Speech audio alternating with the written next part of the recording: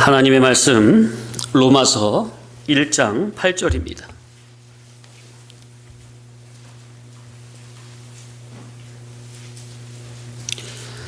다 같이 합독하십니다.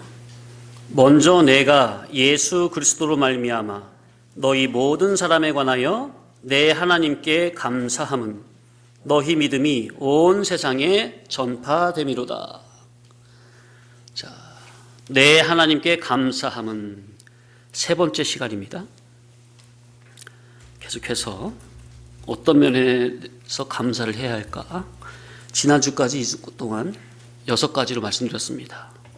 7번째, 자, 주님의 복음 진리를 사모하며 따르는 교회된 저와 여러분은 내 일, 너의 일, 그 개인적인 일이 우선이 아닌, 또는 내 감정, 네 감정이 우선이 아닌 나, 너, 우리 서로가 예수 그리스도의 구원의 일이 잘 되는 대국적인 면에서 신앙을 해야 하고 감사를 해야 합니다. 보통 범인들은 자기만 알죠? 그죠? 자기 집안일에서 뭐가 잘 되면 감사하고 안 되면 불평을 하잖아요. 근데 교회된 저와 여러분, 내 일, 네 일이 아니고 내 감정, 네 감정이 우선이 아니라 항상 예수 그리스도의 구원 운동이 목적이 되어서 그 대국적인 면에서 신앙을 해야 될 것이고 그 면에 대해 감사를 해야 할 것이다. 내 개인적인 것은 잘 안 됐어도 주님의 일, 구원의 일이 잘 됐다면 그것으로 저는 족하나이다, 감사하나이다. 이것이 성숙한 신앙인이에요. 내 교회, 네 교회를 중심으로 군웅할거하는 것보다 서로가 하나님의 교회가 잘 되는 면에서 동참 협조하고 감사해야 할 것입니다. 저는 부족하나마 오직 이런 마음입니다. 저는 내 교회, 네 교회가 아니라 따라합시다. 주님의 교회, 하나님의 교회가 오직 진리길, 생명길로 바르게 걸어가기를 간절히 바라는 것뿐입니다.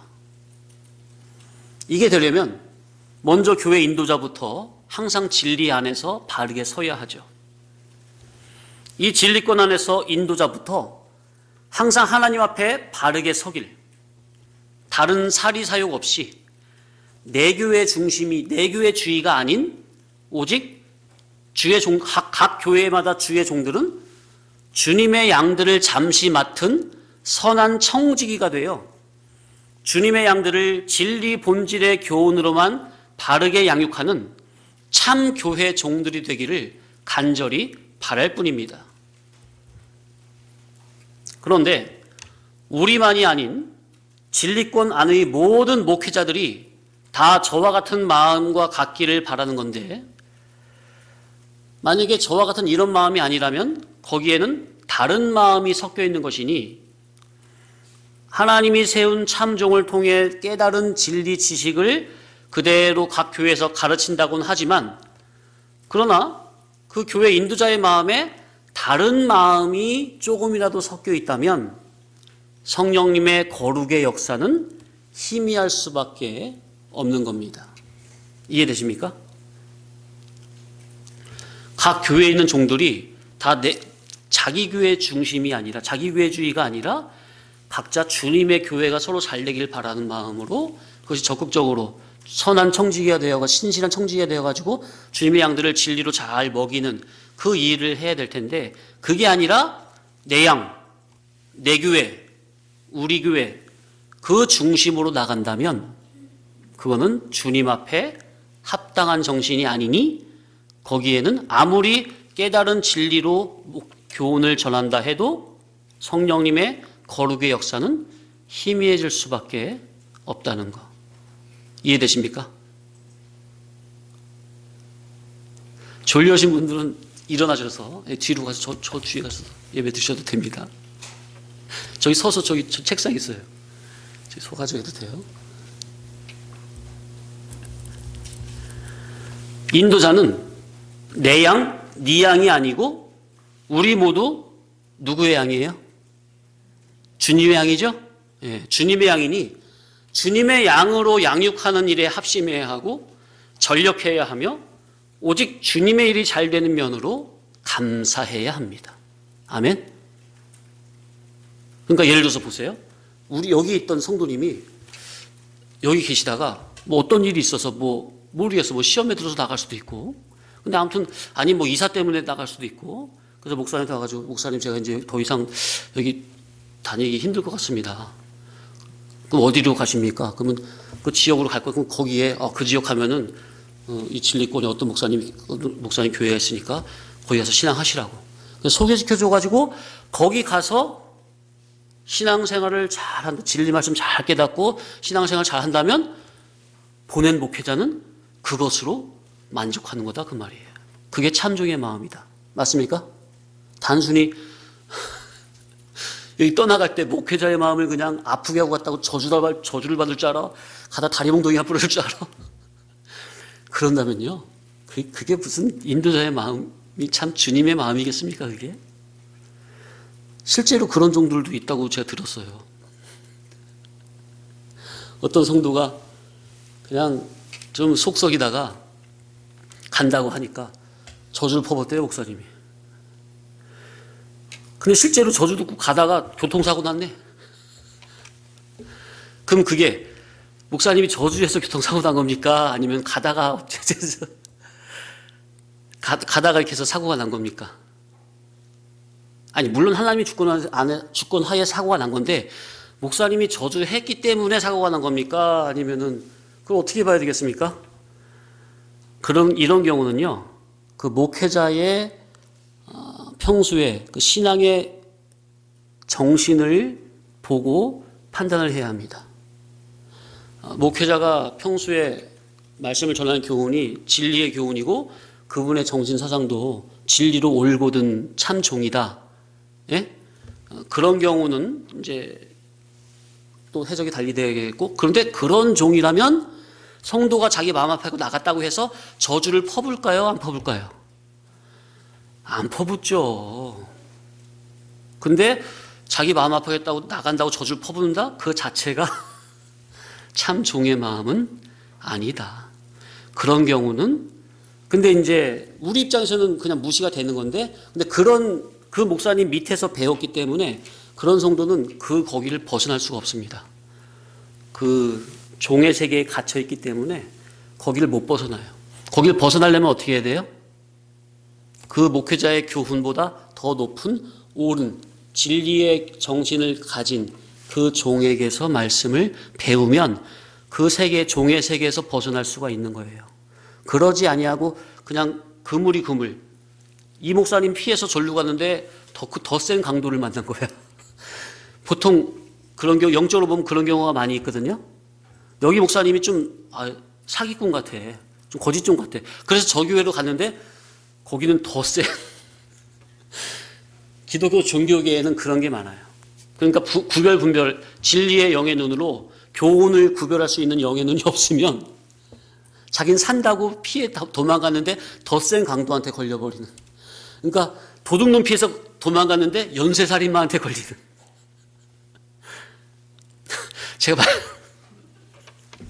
죄송합니다. 말편이 너무 셌습니까? 아니 영적으로 보면 그렇다니까요. 제6계명이 뭐라고요? 10계명의 제6계명이 뭐라고요? 살인하지 말라. 그게 뭐 어떻게 지금 감옥에 있는 실제로 사람을 죽여서 육신의 생명을 죽인 감옥에 있는 그런 사람들에게 주시는 교훈입니까? 그건 일반적인 거고 영적인 살인을 말하는 거거든요. 지금 살인하지 말라 그 교훈은. 영적인 살인은 뭘로 하는 겁니까? 성경 하나님 말씀 교훈으로 하는 거예요. 첫사람 아담과 하와가 누가 하나님의 말씀을 살짝 틀어버리는 거기에 영적 살인을 당한 겁니까? 사탄마귀 옛뱀이 하나님의 말씀에 선악과를 먹으면 반드시 죽으리라 했는데 뱀은 뭐라고 말해 하와한테? 결코 죽지 않는다.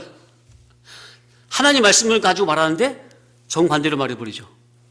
하나님 말씀은 선악과 먹으면 죽는다. 영목적으로 말씀하셨는데 뱀은 먹어도 결코 죽지 않는다. 육목적으로 말을 하죠.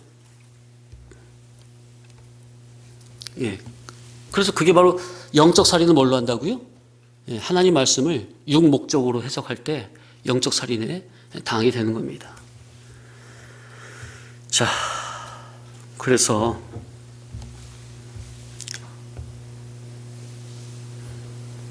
하나님의 나라, 신령 천국이 건설되고 확장되는 영적인 일에 상부상조하며 감사해야 합니다. 자, 하나님 나라의 일, 구원운동의 일은 여기에는요, 자꾸 어떤 특정인이, 어떤 사람이, 어떤 인도자가 사람들 앞에 주목이 되면 안 되고 집중이 되면 안 됩니다. 하나님과 주님, 그분의 거룩한 복음 진리에만 초점이 맞춰져 있어야 돼요. 사람들의 이목이 조금이라도 어떤 특정인에게 향하면 안 됩니다. 제가 지금 무슨 말씀을 드리려고 하시는지 감이 오십니까? 자, 물론 신앙에서 가장 중요한 요소가 하나님의 말씀이죠. 교훈이죠. 그죠? 그래서 목회 특성상 하나님의 말씀을 전하는 목회자에게 집중이 될 수밖에 없는 거예요. 성도들이 말씀을 전하는 주의 종을 감사한 마음으로 겸손한 종의 자세로 섬기는 것은 자연스러운 겁니다. 자, 그런데 제가 지금 드리고자 하는 말씀은 인도자 스스로는 사람들의 이목이 인도자라는 사람 자기에게 집중되도록 유도하면 안 된다는 것을 말씀드리는 겁니다.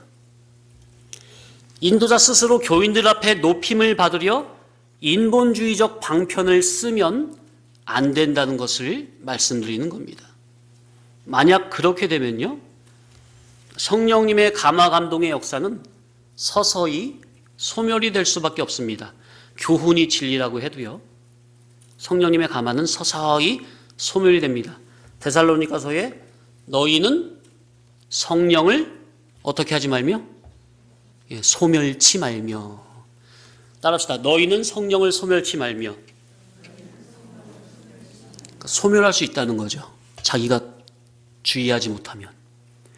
자기에게 성령님이 임하셔가지고 감화 감동을 내려주시는데 그 은혜 가운데 있다가도 자기가 죄짓고 깨닫지 못하고 정신 못 차리면은 감화 감동하신 성령이 소멸이 될 수가 있다는 거예요. 그래서 성경에 분을 내지 말며, 분을 내더라도 해가 지기 전에 분을 풀어라, 그런 말씀을 하는 거예요. 왜요? 분을 계속 마음에 담고 있으면 성령의 해가, 성령의 감화 감동이 어느 순간 소멸이 되어버린다니까요.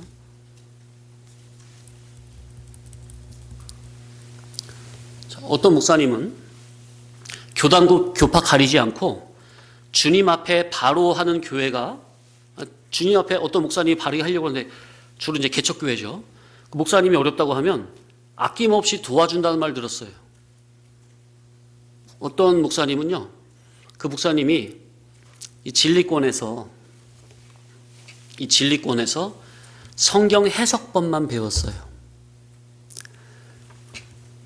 비유와 상징으로 성경을 좀 기가 막히게 해석하는 그 해석법만 배운 거예요. 사람이 만들어 거듭나지는 인격, 참된 인격으로 온전해지는 그 진짜는 못 배우고 성경 껍데기를 기가 막히게 해석하는. 자, 오늘날 요즘에 사람들이 신천지에 왜 빠져들죠? 거기서 요한계시록이나 그런 해석하는 그것이 일반 교회에서는 못 들어본 약간 좀, 참 해석이 참 기가 막히다, 그런 기가 막힌 해석법을 들고 오거든요. 일반 교회에서는 못 들어보고 못 배운 거기 때문에. 그런데 빠지는 거야. 그러니까 어떤 목사님이 이 진리권에서 비유와 상징으로 성경을 기가 막히게 해석하는 해석법만 따다가 기독교 종교계로 나간 거예요. 거기서 목회자 부흥회를 하니까 한 번 목회자 부흥회 하면 뭐 3,000명, 5,000명 전국에서 목회자들 이렇게 모이니까 회비만 뭐 10만 원씩만 걷어도 그게 얼마예요. 그래서 그분은 그렇게 한 10년 이상을 했어요. 그러니까 교회가 뭐 많이 물질적으로 많이 풍요롭게 되겠죠. 그러니까 지금은 이제 이미 옛날부터 그랬어요. 부흥회를 하면요, 목회자 세미나를 하면 전국에서 다 모잖아요. 근데 007 가방을 들고 다니다가 누가 이렇게 열심히 기도한다. 그 목사님 그냥 주는 거예요. 공실 가방을. 그 안에 5천만 원이 들어간대요. 공실 가방에. 10,000원짜리 들으면. 그런 식으로 그냥 전적 일면 초면인데 열심히 한다 싶으면 말씀 잘 깨닫고 은혜 열심히 하는 것 같다? 그럼 공실 가방 주고 온대요, 그냥. 부흥회에서. 그러니까 그런 소문이 들리니까 이제 가난한 개척교회 목사들은 그 목사가 하는 집회에 참석 안 하려고 하겠어요. 야, 나도 잘만 보이면 공실 가방 하나 얻어오겠다. 그게 참 이게 못된 아주 사기꾼의 방법이죠. 가난한 목사들을 돈으로 사는 아주 못된, 이건 참된 목자가 아니에요. 아주 못된 사기꾼이에요. 영적인 사기꾼. 그런데 우리 진리권에서 이렇게 말하는 거지, 일반 교회 목사님이 그 목사님 볼 때는 어떻게 볼까요? 그 목사님이 어떻게 보일까요? 영웅이죠. 훌륭한 목사님이죠.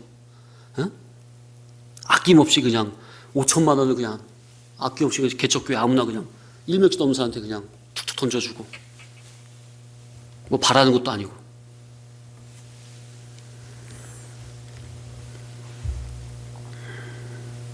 자, 우리 입장에서는 부족하나마 주님이 걸어가신 진리길 생명길을 사모하며 진리운동, 생명운동, 구원운동의 수종을 드는 목회자라면 일단 뭐가 같아야 돼요? 따라합시다. 진리로 의사단일. 우리는 일단 이게 대전제예요. 일단 진리로 의사가 단일이 돼야 돼요. 주님의 진리 본질의 의사가 하나로 맞아야 된다고. 그런 목회자라면 이면저면 각자의 수준만큼, 생활 수준만큼 할 수 있는 만큼 주님을 섬기는 마음으로 그런 목사님, 어려운 목사님을 섬길 수도 있겠죠? 그죠? 예. 그러나 그 목회자의 신앙의 정신사상을 분별하지도 않고 무조건 목회자가 어렵다고 도와준다면 이 또한 바른 신앙의 행위라고 볼 수 없습니다. 그러니까 나는 이제 일반적으로 좋은 마음으로, 선량한 마음으로 도와줬는데 그 사람은 그걸 악용합니까? 제가 예전에 신학생 때 서울 구이동에서 개봉동까지 1시간 반을 전철 타고 가야 돼요. 신학교가 개봉동에 있어가지고. 그럼 전철 2호선 타고 가다가 1호선으로 갈아타거든요. 그럼 처음에 딱 갔는데, 1학년 때, 신학교 1학년 때. 막 그 안에서 그 앵벌이라고 뭐라고 그래요, 그걸? 앵벌이? 얼마나 막 불쌍한 척 하면서 이렇게 막 해요. 그러니까 처음에 저도 돈도 없는데 막 10,000원, 5,000원 막 줬어요. 나중에 알고 보니까 직업이더라고. 또 뒤에서 이렇게 딱 조종하는 사람들이 다 있는 거고. 그러니까 처음에 저는 순수한 마음으로 했는데 나중에 그 사람들 순수한 마음으로 하는 게 아니죠. 오히려 그런 걸 노립니까? 그래서 나중에 알고 보니까 일부러 찬송가를 틀고 다니더라고. 왜? 예수 믿는 사람들이 그나마 좀 착한 사람들이 있으니까 그 사람들은 교회도 안 다닐 거야. 근데 일부러 찬송가 틀면서 사람들의 그 마음을 자꾸 이렇게. 나중에 깨닫고 보니까 찬송가 틀고 다니는 사람 안 줬어요, 이제. 그렇다고 뭐 목탁 두드리는 사람 줄 수도 없고, 일반 그냥 건전 가요나 그냥 그런 사람한테 뭐 마음이 가면 하는 거지.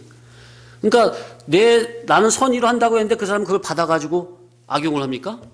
우리 교회도 많이 찾아왔어요. 요즘에 마루가 있으니까 안 와. 큰 개가 집에서 울 하니까. 제가 똑똑해가지고 성도님들은 안 짓고 또 택배기사 안 짓고요. 어떤 목적 있는 사람 안 짓습니다. 근데 괜히 기웃기웃 하는 사람들 있죠. 교회 좀 밖에서. 뭐 그런 사람 보면 여지없이 찢어버려요, 그냥. 마루 기르면서 다 노는데. 참 많이 놓았어요. 어떤 사람은 어떤지 아십니까? 저를 위협하는 거죠. 대문 열어줬더니 딱 들어와가지고 무추를 딱 꺼내도 제 얼굴에 딱 보여주는 거야. 딱 보니까 교도소에서 이제 막 출소한 출소증을 보여주더라고. 그게 뭐죠? 협박하는 거예요, 협박. 근데 저한테 뭐 그게 먹힙니까? 그런 거 집어넣으세요. 뭐 그런 걸 보여주십니까? 뭐 배고프세요? 뭐 필요하세요? 집에 빵이랑 맛있는 거 주고 초콜릿 이따 말는 거 주고 보니까 추운 날이 좀 추워진데 못 오는 거죠. 양말 두꺼운 양말, 스포츠 양말 좋은 거, 새 거 등산 양말 그거 주고 또 양말 아니 위에 외투 두꺼운 거 저한테 잘 안 맞는 거 근데 좋은 거예요. 그것도 주고 그러니까 이 사람이 나중에 처음엔 막 건방 떨면서 왔다 나중에는 그냥 엎드려 절하면서 가요. 거기다 이제 포켓 성경 하나 쥐어줬죠. 성경 읽어보시라고. 근데 한 3일 후인가 4일 후인가 그 사람이 여기 놀이터 앞에 있더라고. 저 사람 또 왜 왔지? 그러니까 저희 현관문 앞에 제가 준 포켓 성경을 고이 놓고 갔어요. 고이 놓고 가더라고. 별의별 사람 다 있어요. 정말. 그러니까 나는 선의로 한다고 한 건데 받는 사람은 전혀 그렇지 못한 경우가 많은 거죠. 목회자 세계도 마찬가지. 이거 구별 분별을 못하고 그냥 무조건 도와준다고 하나님이 기뻐하시는 일이 아닐 수도 있다는 거. 네. 주님의 교회는 그래서 분별을 잘 해서 그 교회가 미약하나마 진리의 단일 일사로 가려고 하고 하나님 앞에 바르게 서려고 하면 힘 닿는 대로 이면저면 도와줄 수 있겠죠.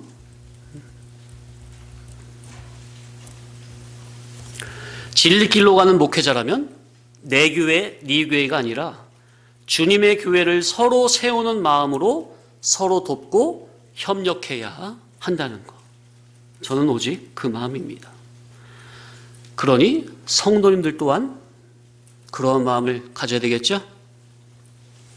평소 목회자의 신앙의 정신과 사상이 진리 본질을 추구하면서 오직 생명운동, 구원운동, 그 목적으로 대국적으로 나가는 것이 느껴진다면 그 대국적인 구원의 일에 성도들도 적극적으로 동참 협조가 되어 긍정적인 면에서 겸손히 수종을 두는 복 있는 성도가 되어야 되겠습니다. 아멘. 이럴 때는 아멘 좀 크게 좀 하셔야 돼요.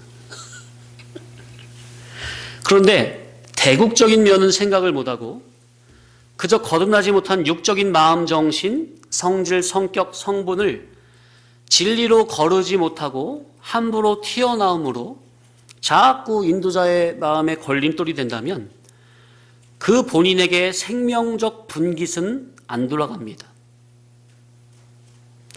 진리가 선포되는 자리에는 적극적으로 은혜 받아서 적극적으로 수종을 들므로 영원한 자기의 복을 예비해야지 영의 눈이 어두워 진리의 자리에서 진리를 받고 있으면서도 진리의 가치를 모르거나 무시하거나 짓밟아 진리 운동에 겸허한 수종자가 되지 못한다면 오히려 저주가 된다는 사실을 명심해야 합니다. 희한하죠?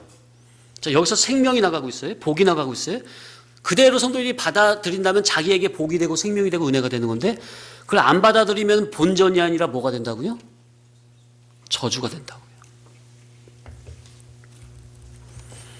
성도님들이 진리의 말씀을 듣고 깨달아 자기가 인식하는 부분에서만큼은 말씀의 인도 따라 바르게 하려고 노력하는 것을 제가 잘 알고 있습니다. 자, 그러나 우리가 성도님들이 가장 고치기 힘든 부분이 뭐냐 하면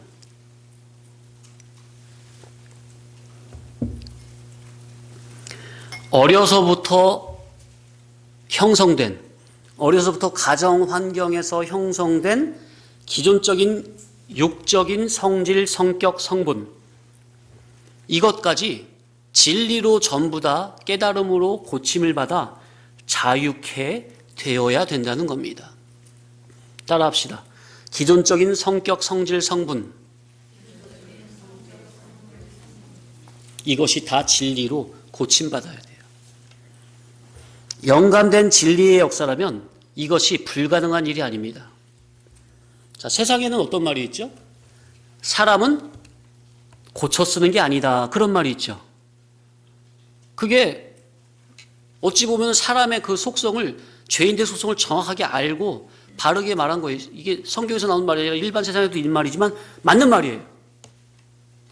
자, 그러나 그 말이 맞는 말이지만 진리의 성령님께서 위로부터 강하게 역사를 해주신다면 이제 말씀드린 기존적인 성질, 성격, 성분적인 면에서 부정적으로 형성된 자기의 죄인됨이 적나라하게 발견이 되고 깨달아지는 것이요. 그러면 하나님 앞에 엎드려 자복하고 회개하는 역사가 일어날 것이요. 그러면 성령님은 반드시 그러한 회개의 기도는 응답을 해주신다는 것. 그러니까 인간적으로는 이게 고침받기 힘든 거예요. 기존적인 날 때부터 부모로부터 물려받은 거나 아니면 어려서부터 안 좋은 가정 환경에 자라면서 형성된 자기의 그런 어긋난 잘못된 성질, 성격, 성분 있잖아요. 이런 것들이 기존적인 원래 인간의 방편으로는 불가능한 건데 위로부터 성령님이, 진리의 성령님이 나를 영감된 진리로 나를 강하게 은혜 내려주시면, 붙잡아 주시면 이것까지도 고침받을 수 있다는 거. 아멘? 희망을 소망을 가지시라. 아멘? 기도를 하려면 이런 참된 인격적인 기도를 해야 하고 응답을 받으려면 반드시 나의 기존적인 못된 성질, 성격, 성분이 정말 주님 같은 온전한 인격으로 거듭나는, 고침받는 이러한 기도의 응답을 받으시기를 사모하시기 바랍니다. 더 생각을 해볼 것은 만약 어떤 교회가 세상과 결탁이 되고 세상과 연애를 한다면 그것은 주님의 신부된 교회로서의 도리가 아닙니다. 진리 성도는 오직 주님 한 분으로 만족하고 주님 한 분으로 신앙하고 주님 한 분으로 일편단심하고 주님 한 분으로 일부 종사를 해야 합니다. 일부 종사. 한 남편을 섬기고 남편이 죽을 때 같이 죽는다는 거예요. 그러니까 이건 일부 종사를 우리 신앙으로 연결시키면 뭐예요? 주님을 한 남편으로 모시고 주님 따라 같이 죽는. 따라합시다. 주님 한 분으로 일부 종사. 슬기로운 5 처녀가 기름 준비하고 있을 때 나머지 미련한 5 처녀들은 뭐를 했습니까? 미련한 이 5 처녀들은 신랑 되신 주님을 만나고자 학수고대 기다린 게 아니었어요. 그죠? 슬기로운 5 처녀는 주님이 언제 오실까? 이 지나 오실까? 저 지나 오실까? 계속 주님을 기다리면서 기름 준비를 했죠. 근데 미련한 5 처녀는 주님이 오시는 거에 대해서 관심이 있었어요? 없었어요? 관심이 없이 세상 노라리로 가 있었다니까. 정신이 세상으로 팔려 있었다니까. 그러니까 주님이 이제 새벽에 밤에 한밤중에 온다고 하니까 기름 준비를 안 하고 있다가 주님이 그때 오신다고 하니까 그제서야 기름이 없다고 야단벗어 떨면서 슬기로운 5 처녀한테 기름을 빌려달라고 하지 않습니까?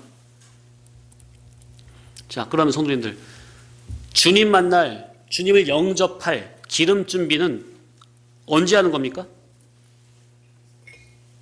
예?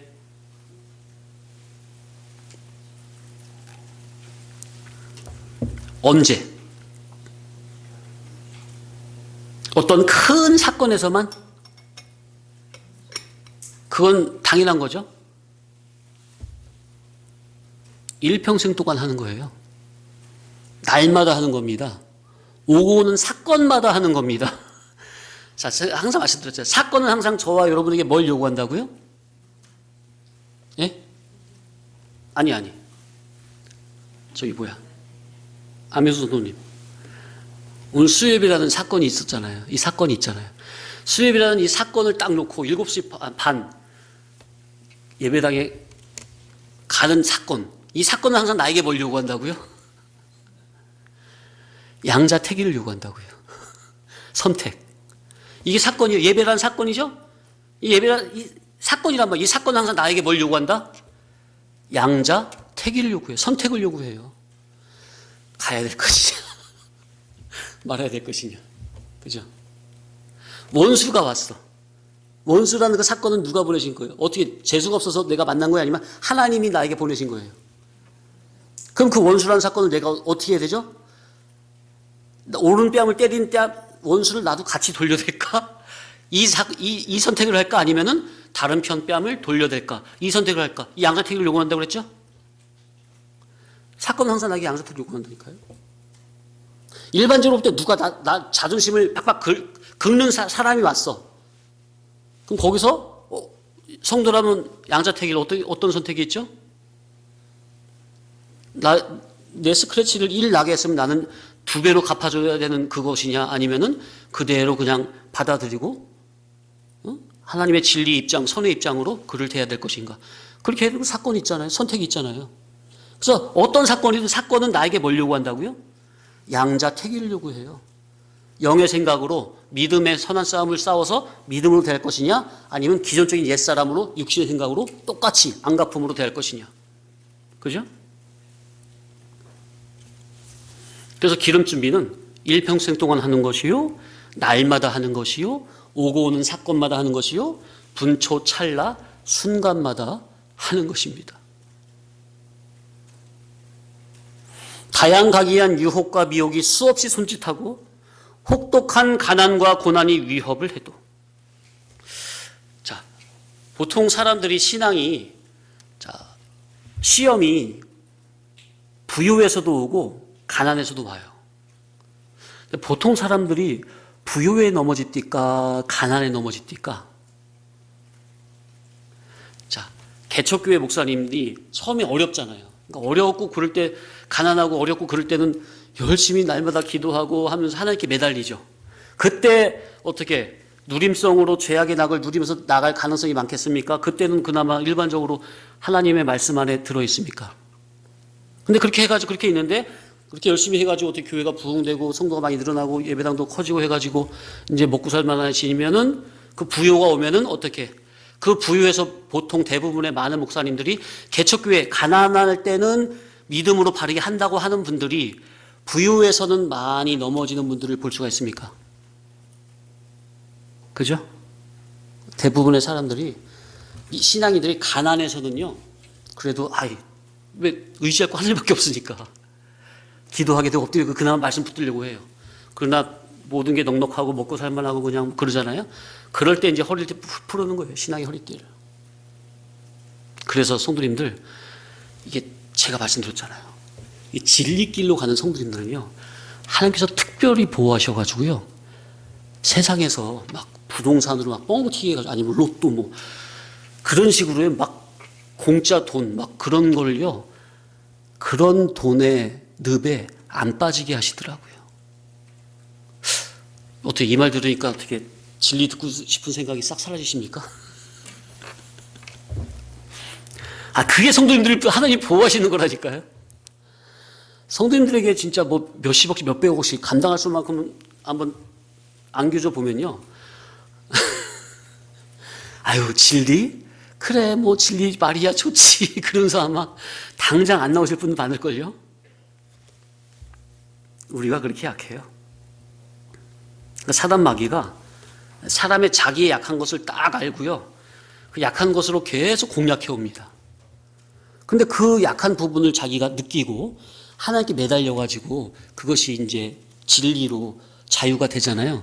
그럼 사단 마귀가 이 부분은 얘가 약점이었는데, 사단 마귀도 영물이기 때문에 나의 약점을 잘 알죠? 약점이 보완되고 고쳐진 거 잘 알아요, 몰라요? 귀신같이 알아요. 귀신이니까.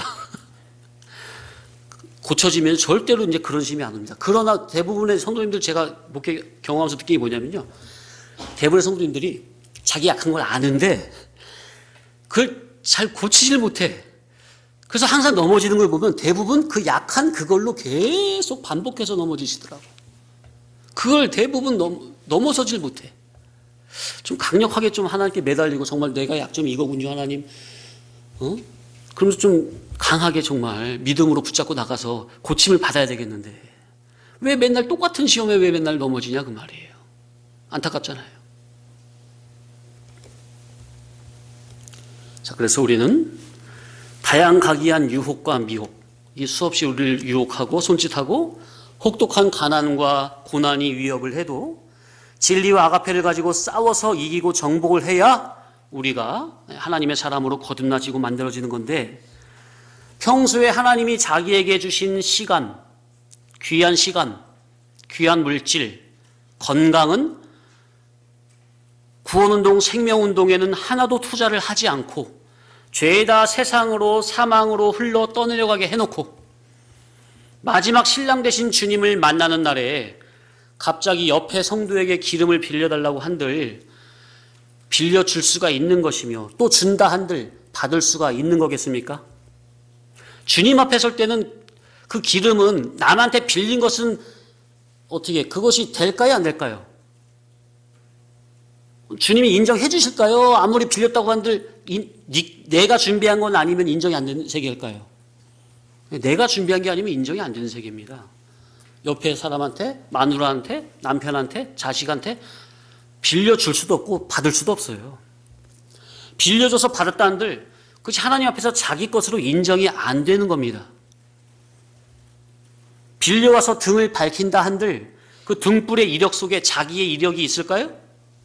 자, 일반 물질 이치에서는 기름 빌려가지고 등불 밝히면은 뭐 누구 것도 상관없이 내가 좀 내 등불만 밝히면 되는 거죠. 그럼 어둠이 물러가잖아요. 근데 신앙 이치적으로 생각해 보세요. 다른 사람은 주님 앞에 섰을 때 내 기름이 없어. 내 평생 동안 주님이 주신 이 재세기하는 삶 동안 기름칠을 못했어. 근데 주님 앞에 선 날 이제 잽싸게 빌려가지고 등을 밝혔는데 그 밝힌 거기 안에 그 불빛 안에 자기의 신앙의 이력이 들어있어요, 없어요? 하나도 없잖아요. 인정이 안 된다니까요. 마치 다윗이 골리앗을 잡으러 나갈 때 사울 왕이 넌 어떻게 뭘로 잡을 거냐 그러니까 물맷돌하고 물맷돌 5개랑 이걸로 잡을 겁니다. 그러니까 사울 왕이 얼마나 황당해. 야 그러지 말고 내 갑옷이랑 내 칼로 들고 나가. 그러니까 사울 왕이 입으라고 하니까 뭐 처음엔 어떻게 입어볼 수밖에 없잖아요, 다윗이. 그러니까 사울 왕의 큰 갑옷을 입고 걸어보니까 어떻게 어기적 자기에게 맞아요, 안 맞아요? 다윗에게 안 맞잖아요. 남의 빌린 갑옷은 자기에게 맞는다, 안 맞는다? 안 맞아요. 빌려온 기름으로 등을 밝힌다면 그 등불 앞에서 당당한 얼굴이 드러날까요? 당당치 못하고 부끄럽고 면목 없는 낯빛이 드러날까요? 인격의 세계라니까요. 하늘나라는 인격의 세계예요. 빌린다고 해서 그게 되는 게 아니에요. 하늘나라는 천상 누가 준비해야 돼요? 자기가 준비해야 돼요. 자기가. 내가. 하늘나라는 이 땅에서 자기가 믿음을 써서 예수 그리스도의 피 뿌린 옷을 덧입지 못한 의의 옷이 아니라면 아무것도 인정이 안 되는 세계임을 알아야 합니다. 믿음은 누가 써야 돼요? 기름 준비 누가 해야 돼요? 네, 내가. 그래서 내가 자기 믿음으로 직접 중복적으로 예수님의 피 뿌린 의의 옷을 자기의 믿음을 써서 믿음의 법으로 자기가 스스로 덧입은 의의 옷이라야만 인정이 된 세계입니다.